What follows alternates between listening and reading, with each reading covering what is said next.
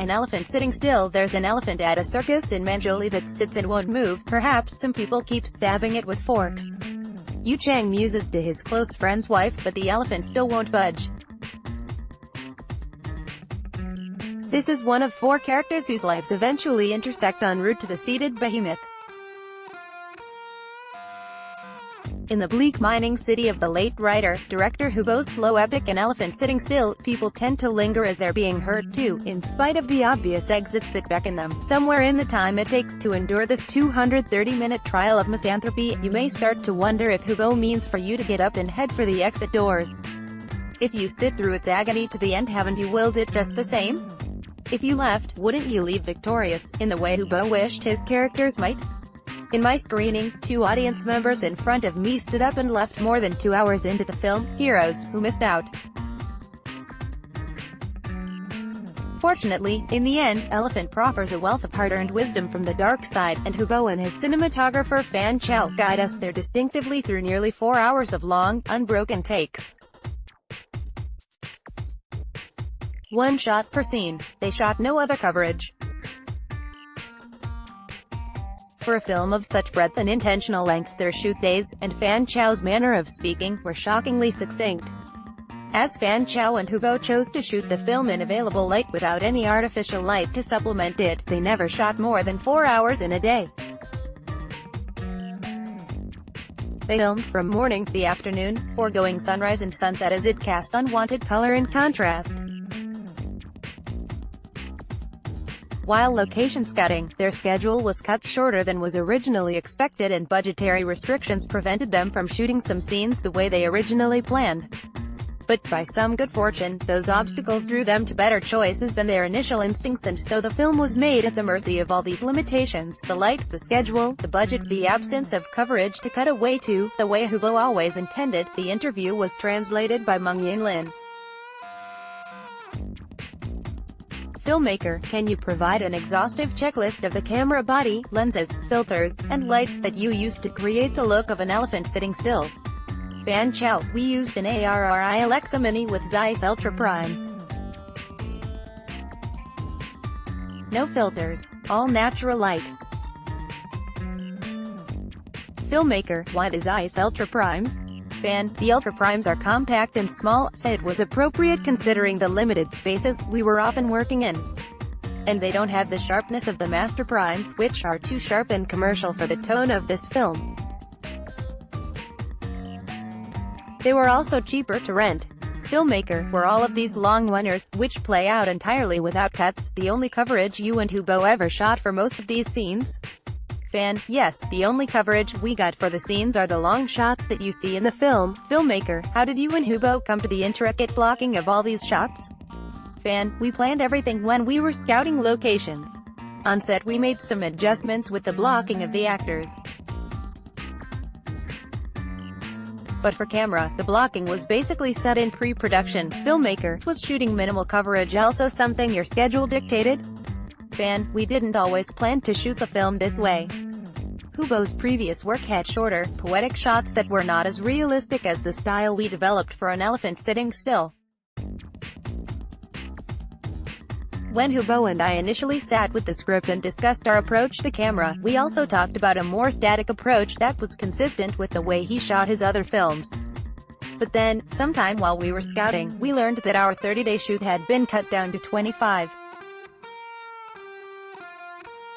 So it was while we were looking at locations that we decided we'd shoot 1 shot for each scene. Filmmaker, but you and Hubo had some justification for why these long takes worked in favor of the film.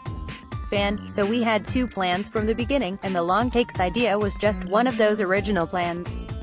We wanted to shoot it this way so that the audience developed an empathy for the characters in an immersive way.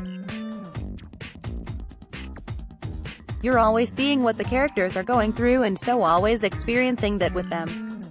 Filmmaker, the 4 main characters are the only things that are ever in focus in the film. All of the other characters they interact with, several which boast significant screen time, are relegated to audible blurs on the peripheries. Even action that is critical to the plot is left out of focus.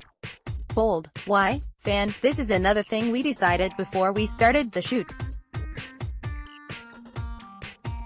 There are 4 characters and 4 storylines. We only wanted to keep the focus on these 4 characters, literally. We wanted everything else, every other supporting character and event, to represent a homogenized form of external pressure, applied from society onto our main characters.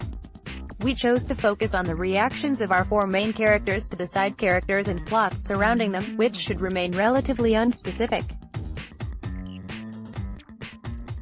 Filmmaker, some of those external actions are shot shallower than others. What was your approach to setting your aperture? Fan, we did change aperture sometimes when moving between an interior to an exterior.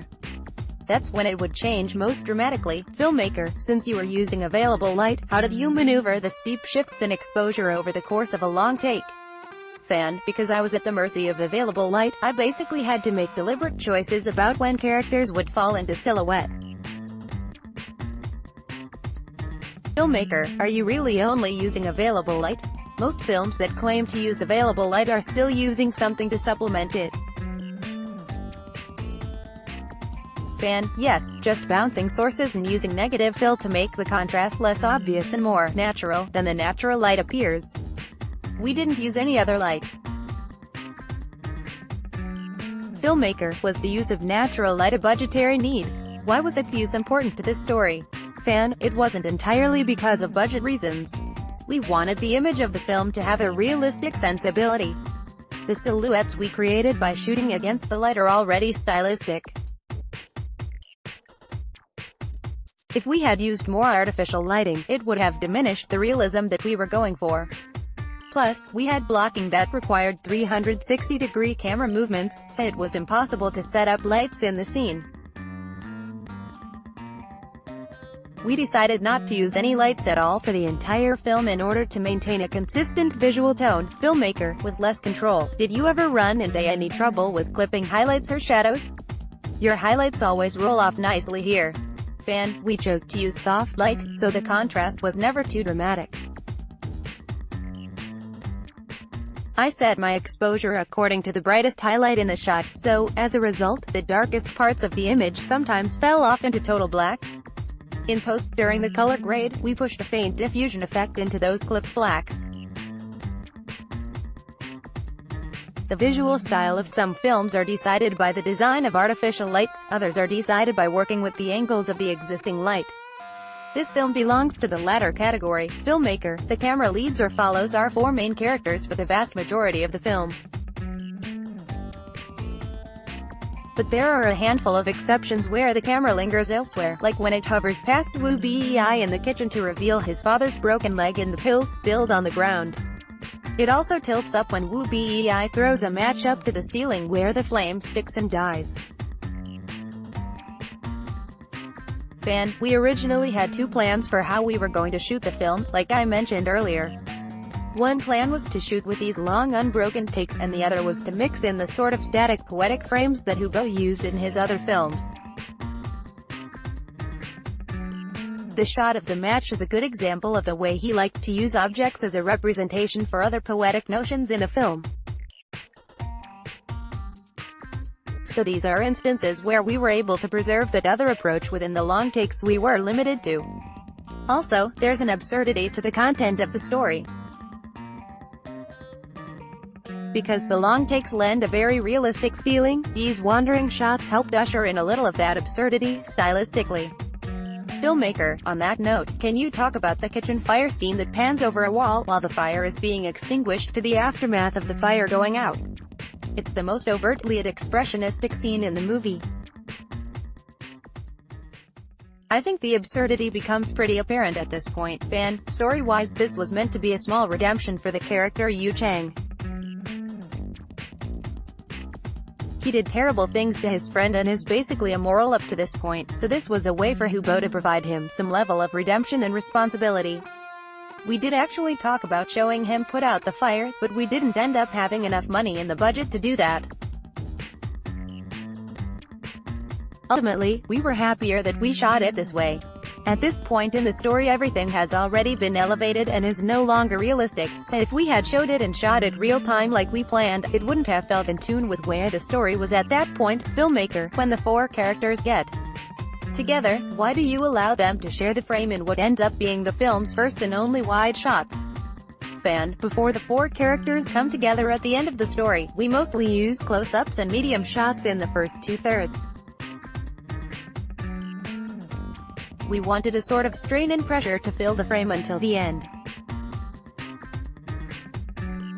When the four characters come together, we wanted a release from that pressure that we had built up for so long in the film. We wanted these group shots to show how they look together. Ultimately, it's a release of that tension. Filmmaker, what was monitoring like on set? Was Hubo keen on watching the performances in the monitor or off of it? Fan, we had a lot of exteriors with long tracking shots, often too long for our wireless transmitter on camera to connect to our village monitor. So Hubo was usually right behind me on a small director's monitor for the exteriors, and for the interiors he mostly stayed at village. We did a lot of rehearsals with the actors and camera, though, and when he was confident that we had the movement locked down in camera, he'd work more closely with the actors. Filmmaker, how much did you guys rehearse? Fan, as you can tell, the natural light we're using in the film is pretty constant. There's not a lot of change in the light because we only shot in the morning and afternoon, never during magic hour or sunset, and obviously not when it got dark. So we had a lot of time on set to block and rehearse. Other than an hour for lunch, we rehearsed whenever we weren't shooting. Filmmaker, how did your days look compared to a traditional 12-hour one? Fan, we probably shot 4 hours at the most each day because of the light. We had to rep when it got dark. The days were pretty short because there were never any night scenes. Thinking back on it, I feel lucky because we did finish what we planned to every day of the shoot. And there weren't a lot of critical mistakes in the takes we got, so we could finish the film with what we got. Filmmaker, you often pull the camera back from the characters near the end of a take. Fan, there's not too much to read into it. I tried it out on set and we both felt it was appropriate to those moments and characters. A lot of the camera ideas were Hubo's, though. I raised a few suggestions, but he knew what he wanted from the beginning and throughout. I actually used this receding technique on a short that I shot around the same time, now that I think of it. Interesting. Filmmaker, do you have any inclination or philosophy about shooting in natural light? Or do you prefer to remain open to all ways of shooting?